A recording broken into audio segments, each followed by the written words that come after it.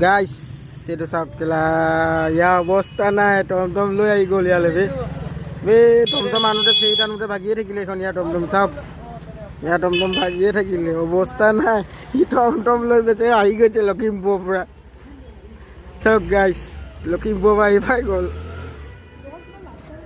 অৱস্থা নাই টমটম আৰু এতিয়া ৰাস চাব নাযাওঁ বুলি কৈছে সি বেটেৰী হেৰাব বুলি বেটেৰী হেৰাব বুলি এবাৰ কৈ দিয়ক ইমানেই মানে ভয় ইয়াৰ বেটেৰী হেৰাব বুলি ফেৰিত আহোঁতে চাওক আকৌ অৱস্থা কি কৰিলে টমটমৰ চাওক মালিক এজন দেই মোক লৈ আহিছে কৰ্মচাৰী হিচাপে মানে এতিয়া কৈছে তই ৰাস চালে চাগে যাওঁ ক'লে বোলে মোৰ বেটেৰী হেৰাব বুলি